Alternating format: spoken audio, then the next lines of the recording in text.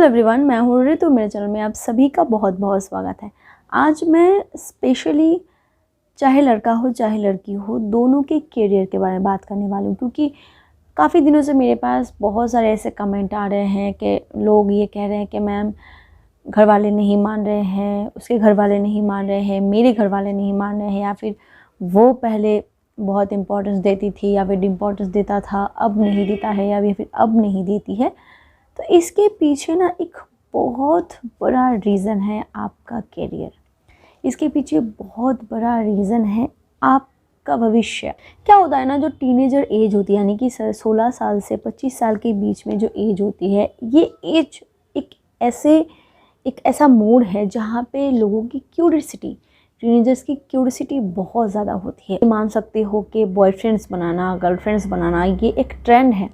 मतलब एक 5 लड़कों का जो एक ग्रुप है, 4 लड़के का गर्लफ्रेंड है, एक का नहीं है, तो लोग उसको चिढ़ाएंगे, अरे क्या क्या गर्लफ्रेंड नहीं बता सका। तो ये सारी चीज़ें जो होती हैं वो टीनेजर एज में बहुत फेमस है। और इसकी वजह से ना अक्सर बहुत सारे लड़के या फिर लड़कियां कहो ऐसी होती हैं जो प्यार व्यार ये सारी चीज़ों के बीच में फंस जाते हैं, और अच्छा स्टूडेंट या फिर अच्छी स्टूडेंट उसके ट्रैक से निकल जाती है और अपने करियर को बनाने से ज़्यादा फोकस वो बाकी चीज़ों में डालने लगती हैं। जो जिस एज में ज़रूरी है वो उस एज में नहीं करते हैं, और बाद में जाके उन्हें रियलाइज़ होती है, और जब रियलाइज़ होती है तब हाथ से टाइम निकल जाते हैं। और इस एज में ना पढ़ाई, प्यार, गर्लफ्रेंड, बॉयफ्रेंड, ये सारी चीज़ों को एक साथ मैनेज करने की जो मैच्योरिटी होनी चाहिए वो इस एज के लड़कों में या फिर लड़कियों में नहीं होती। बहुत सारे लड़के हो चाहे लड़कियां हो, इस एज में सच्चे प्यार से भी मिल जाते हैं।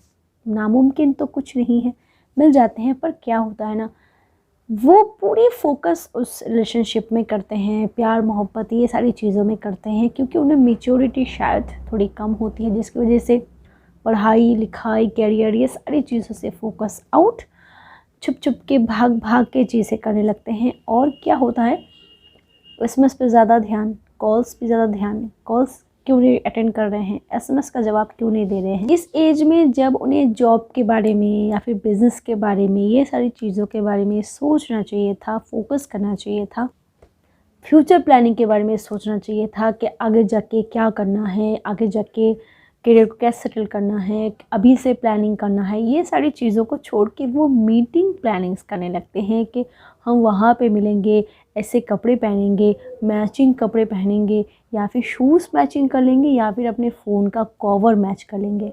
पर उन्हें एक चीज़ नहीं पता होता है कि जो वक्त की कीमत नहीं देते हैं, वक्त उन्हें दोबारा मौका नहीं देता है। इस एज में वो कॉफ़ी का बिल पे कर देते हैं, या फिर एक फ्राइड राइस और चिली चिकन का बिल पे कर देते हैं, और वो सोचते हैं कि उन्होंने तीर मार लिया। लड़कियां भी खुश, लड़के भी खुश। पर वो ये चीज़ नहीं समझते हैं कि आगे जाके उन्हें इससे 10 गुना इलेक्ट्रिक बिल पे करने पड़ सकते हैं, या फिर कुछ और वो उसके लिए प्रिपेयर्ड नहीं है। और आगे जाके जब वो अपना सर पटकते हैं और उनके गर्लफ्रेंड्स या फिर उनके बॉयफ्रेंड, जो भी कहो, वो जब छोड़ के चले जाते हैं तो वो उनको कोसने लगते हैं कि लड़की ख़राब थी, लड़की ने सिर्फ पैसा देखा, लड़की ने ये देखा, लड़के ने ये देखा, लड़की के घर वालों ने ये देखा, वो उनको कोसने लगते हैं। पर ये चीज़ नहीं समझती कि हर माँ बाप ये समझते हैं, चाहते हैं कि उनके बच्चे का जो फ्यूचर हो वो ब्राइट हो। हर मम्मी पापा चाहते हैं, चाहे लड़का हो चाहे लड़की हो। वही लोग कहते हैं कि घर वाले नहीं मान रहे हैं, घर वाले दूसरे के साथ शादी करवा दे रहे हैं। इसमें कोई बुराई नहीं है। हर मम्मी पापा अपने बच्चों की ब्राइट फ्यूचर को देखना चाहते हैं, चाहे लड़का हो चाहे लड़की हो। और अगर कोई लड़की या फिर अगर कोई लड़का उनके इस एक्सपेक्टेशन को फुलफ़िल नहीं कर पाते हैं तो उनकी गलती है। वैसे भी अगर पैसा लाइफ में नहीं होता है ना, करियर नहीं होते हैं ना, तो प्यार खिड़की या फिर दरवाजे से ही भाग जाती है। तो मेरा कहने का मोटिव यही है कि माय डियर ऑल, अगर तुम टीनेजर एज में हो, अगर तुम पढ़ाई लिखाई कर रहे हो, या फिर अगर तुम जॉब के लिए फोकस कर रहे हो, या फिर इंटरव्यू का सेशन चल रहा है, कुछ भी हो, या फिर अपने फैमिली बिजनेस में तुमने अभी अभी पार्टिसिपेट किए हैं, और अभी अभी तुम्हारे लाइफ में कोई लड़की या फिर कोई लड़का आया है या फिर आई है। अगर तुम दोनों को सेम प्रायोरिटी दे सकते हो तभी दोनों को अपने लाइफ में आने दो, तभी दोनों चीज़ को हैंडल करो, वरना तभी किसी के साथ जुड़ो जब तुम काबिल बनो।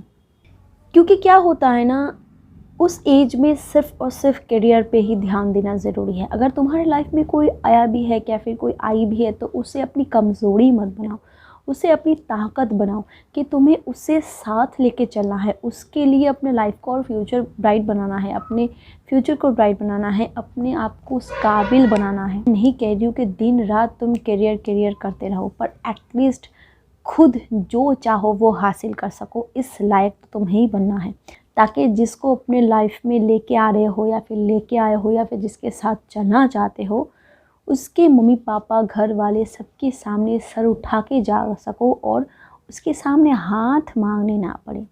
वो अपनी मर्ज़ी से हाथ उस तुम्हारे हाथ में दे दे या फिर ना ही ना कर सके। मेहनत करो, पैसा कमाओ, इज़्ज़त कमाओ। आज की जो दौड़ है ना, जिसके पास पैसा है उसी के पास इज़्ज़त है। प्यार को साथ लेके चलो, तुम्हारा हौसला बुलंद होगा। पर हमेशा प्यार प्यार प्यार प्यार करते रहोगे तो ज़िंदगी से ही प्यार भी चली जाएगी, करियर भी हाथ से निकल जाएगी, कुछ नहीं मिलेगा, हाथ में कुछ नहीं आएगा और अपनी लाइफ को कोसते रहोगे।